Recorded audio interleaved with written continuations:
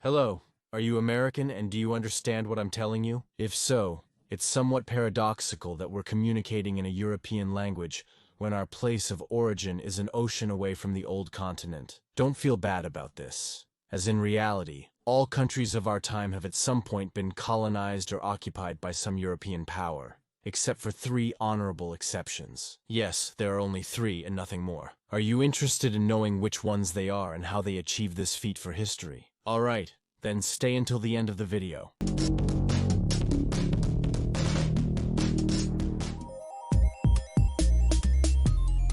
Thailand is today one of the most prosperous and developed countries in Southeast Asia. Before becoming a regional power for several centuries, it was conquered and colonized by the Khmer Empire, that is, by the Cambodians. But since they are not Europeans, it fits into our list today. Their first great state was the Kingdom of Ayutthaya, which shows us that from the beginning, the Thais certainly knew how to handle their diplomacy.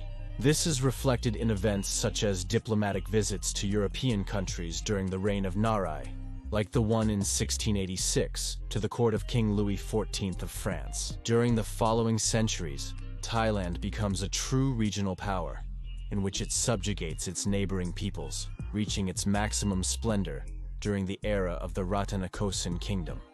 This allowed it to survive the French conquest during the 19th century. However, during the Franco-Siamese War of 1893, it had to cede the territories of present-day Laos. We are already at the end of the 19th century, which is when the British had finished their expansion along the western border of Thailand in present-day Burma. Thus, Siam remains as a buffer state between British India and French Indochina. That is, the French and the British used it during the colonial era to avoid conflicts between their areas of interest. Also, at that time, King Rama V reigned, who had implemented reforms such as the abolition of slavery and the liberalization of the economy, so there were no reasons to intervene. During World War II, Thailand once again used its diplomatic skills to survive. Initially, it allied with Japan, which quickly conquered all of Southeast Asia. Shortly before the end of the war, when Japan's defeat was imminent, Thailand detached itself from its ally in such a way that it did not share the same fate of being devastated and then occupied. So, in conclusion, Thailand's independence was maintained thanks to a combination of its diplomatic skills, its status as a regional power during European colonization, and the political adaptability of its rulers. The next country that was never colonized by a European power is Saudi Arabia, which, truth be told, is a relatively new state. It turns out that most of the Saudi territory is a vast desert where organized states did not form for many centuries, as this does not seem like a very attractive place to settle, does it? The first state that gave rise to Saudi Arabia was the Emirate of Diriyah, which appeared in the middle of the 18th century. But the formation as such of Saudi Arabia takes place during the 20th century, after a series of dynastic wars in which the House of Saud emerges victorious. At that time, the European powers, with already quite a presence in the region, had already divided the Middle East. The rapid expansionism of the Saudis, which coincided with the discovery of oil in the country, led to negotiations and concessions instead of an attempt at colonization, establishing diplomatic relations that continue to this day.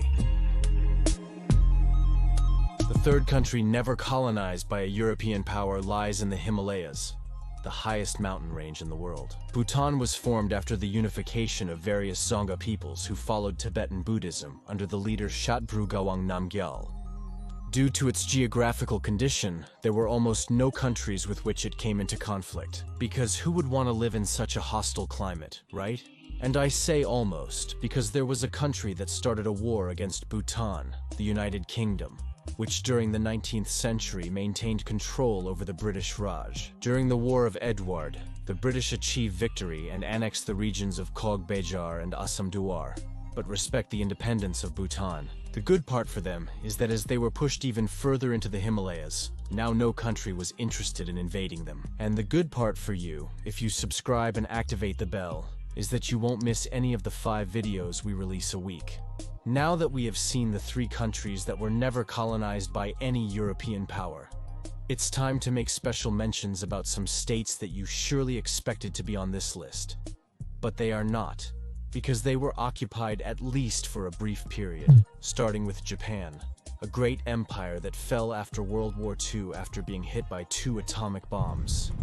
After the unconditional surrender and like Germany, Japan was occupied by the Allied powers between 1945 and 1952, while the main architect of this occupation was the United States. The United Kingdom also had a minor participation. London led the Commonwealth Occupation Force, made up of 40,000 British, Australian, and New Zealand soldiers. Their headquarters was in Kure, Hiroshima, and they remained until the American withdrawal in 1952.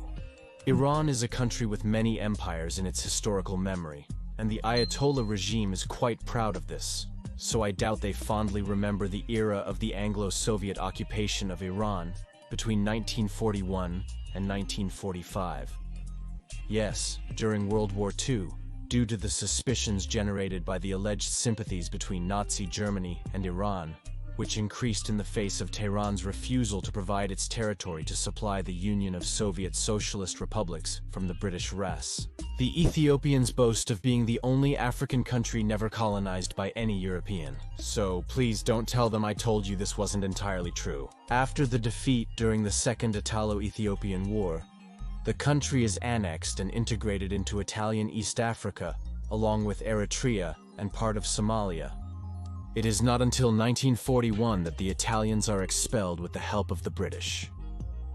Nepal could have had a similar fate to Bhutan, as it shares many historical similarities. It could have formed its own state in the middle of the Himalayas with few harassments, except for a change from the United Kingdom. After the defeat during the Anglo-Nepalese War, the Nepalese signed the Treaty of Sugauli, which allowed the presence of a British resident in the country.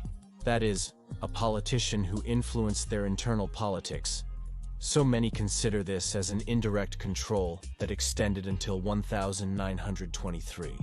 Turkey was until the First World War the Ottoman Empire that indirectly competed with the European powers. After their defeat, the Sultans signed the Treaty of Sèvres, by which they ceded a large part of their territory, over which the French and Italians took some parts. After the Turkish War of Independence, they expelled the invaders, and through the Treaty of Lausanne, the modern borders of Turkey were forged.